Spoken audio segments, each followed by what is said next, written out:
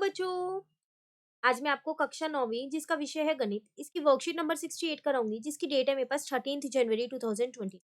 आज की वर्कशीट में हम वृत्त के बारे में करेंगे। आज हम एक नई प्रमेय सीखेंगे जिससे रिलेटेड हमको दो क्वेश्चंस भी दे रखे हैं। तो पहले प्रमेय सीखेंगे, उसके बाद क्वेश्चंस करेंगे।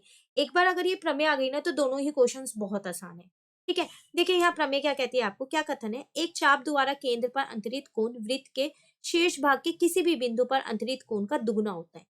तो मतलब क्या है कि एक चाप द्वारा केंद्र पर जो कोण बना है, ये वाला जो कोण है ना, अब वृत्त के किसी भी भाग पे, किसी भी बिंदु पे जो कोण बना होता है ना, उसका दुगना होता है। मतलब ये इसका दुगना होगा।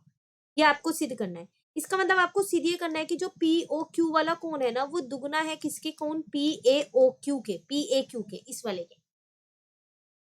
ये समझ में आ गया आपको सिद्ध क्या करना है। अब देखो सिद्ध करेंगे कैसे, सब बिल्कुल ध्यान से सिर्फ आप इसमें ही समझिएगा, आकृति में, इसी से ही आपको आ जाएगा। ठीक है, तो पहले इसको हम यहाँ पर हटा देते हैं। देखो सिर्फ फिलहाल आप इसकी बात करो। सबसे पहले ओ ए, इसको ना मैंने थोड़ा सा आगे बढ़ा दिया बी पॉइंट तक।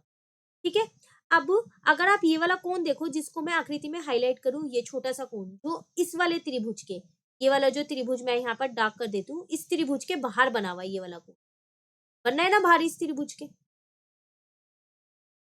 ठीक है, तो आपको पता है कि जो बाहर का कोण होता है वो अंदर के जो दोनों सम्मुख कोण होते हैं ना, उनके योग के बराबर होता है। ऐसी एक प्रमेय है हमारे पास, है ना, उसके जो अंदर के कोण होते हैं। तो मैं ये कह सकती हूँ कि जो ये वाला कोण है, ये बाकी के अंदर के दोनों कोणों के योग के बराबर होगा। इसका मतलब वो जो कोण बी ओ क्यू है, वो किसके बराबर होगा, ओ ए क्यू प्लस ए क्यू ओ के बराबर। ठीक है, यहाँ तक ये पहला स्टेप था, क्लियर।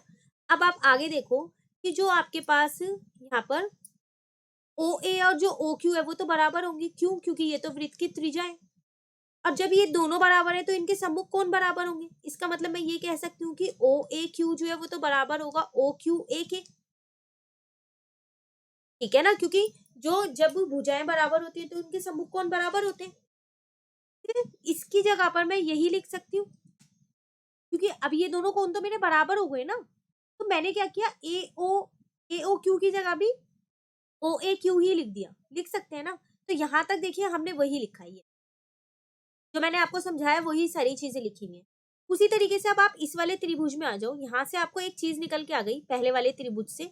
वो क्या निकल के आई कि जो आपके पास ये छोटा सा कोण है ना, ये इसका दुगना है वाले का। अब आप इस वाले त्रिभुज की बात करो तो सेम वही कंसेप्ट लगाओ। ये दोनों तो इसकी त्रिज्या है, तो इनके जो सम्मुख कोण है वो बराबर होंगे, है? और जो ये बाहर वाला कोण है वो अंदर वाले कोण के योग के बराबर होगा, सम्मुख कोण के।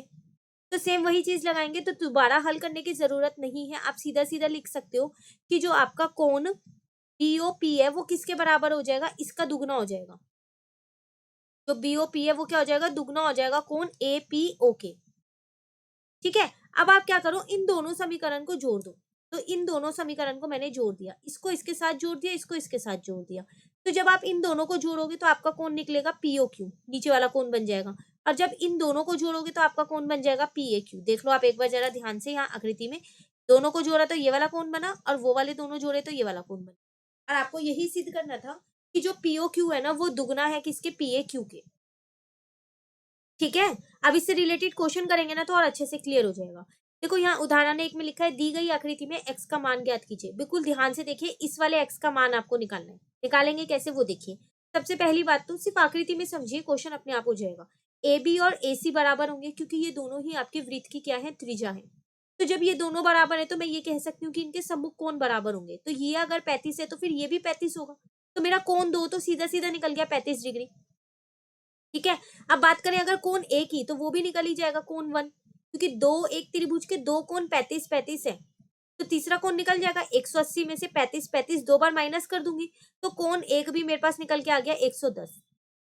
और आपको पता है कि कोण एक और कोण 3 पूरा मिलके एक पूरा कोण बन रहा है। तो इसका योग तो दोनों का कोण एक प्लस कोण 3 का योग तो 360 होगा। अब मुझे कोण एक पता है कि 110 है, तो मैं कोण 3 यहां से निकाल सकती हूँ। निकल जाएगा ना। तो कोण 3 मेरे पास कितना आ जाएगा, 250। चलो ये भी निकल गया, क्लियर। 3 आ गया, बस। कोण 3 जो है वो क्या होगा, वो कोण x जो है इसका दुगना ही तो होगा। तो इसका मतलब ये 250 है तो ये आधा होगा, तो ये कितना हो जाएगा, 125, है ना। तो ये 125 आ गया। तो आपको x ही तो निकालना था, निकल गया। है ना आसान क्वेश्चन। सिर्फ आपको ये प्रमेय आनी चाहिए, उसके बाद क्वेश्चन तो बहुत आसान है। ठीक है, चलिए पहला क्वेश्चन देखते हैं। यहाँ कह रहा है आकृति में केंद्र O वाले एक वृत्त पर 3 बिंदु A, B और C इस प्रकार है कि BOC जो है वो 30 तथा AOB जो है वो 60 डिग्री है। यदि चाप ABC के अंतरिक्ष वृत्त पर D एक बिंदु है तो ADC ज्ञात कीजिए। देखो आपको ये वाला कोण ज्ञात करना है। अब आपको देख के ही पता चल गया होगा कि ये दोनों को अगर मैं जोड़ दूंगी तो ये तो 90 डिग्री आ जाएगा ना 90 डिग्री ये वाला। और ये कैसे निकलेगा, ये इसका आधा होगा। अभी हम यही प्रमेय तो करके आए हैं कि केंद्र पर वृत्त पर कहीं और किसी भी बिंदु पे जो कोण बन रहा होगा वो उसका आधा है, तो इसको आधा कर दो तो ये आ गया आपका 45 डिग्री। ठीक है, क्लियर। चलिए फर्स्ट क्वेश्चन तो हो गया। एक बार आप देख लीजिए आपको लिखना कैसे है। पहले आपको यही लिखना है, एओसी निकाल लिया दोनों को जोड़ के। बस एओसी जो है वो क्या होगा, दुगना होगा एडीसी के। इस 2 को मैं नीचे लिया, डिवाइड का हो गया तो एडीसी निकल गया आपके पास 45 डिग्री। मैंने यहाँ प्रमेय के अनुसार लिख दिया, आपको यहाँ पूरी प्रमेय लिखनी है, उसका पूरा कथन लिखना है। ठीक है, चलिए नेक्स्ट देखते हैं। कह रहा है आकृति में कोण पी क्यू आर जो है वो 100 डिग्री है, जहां पी क्यू तथा आर केंद्र ओ वाले एक वृत्त पर स्थित बिंदु है। ओपी आर ज्ञात कीजिए। देखिए ओपी आर ये जो छोटा सा कोण है इसमें यहाँ पर ये ज्ञात करना है।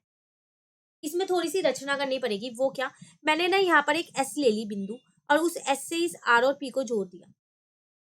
अब आप देख रहे हो ये पी क्यू आर एस जो है ये चारों ही बिंदु केंद्र के ऊपर है, सॉरी वृत्त के ऊपर है।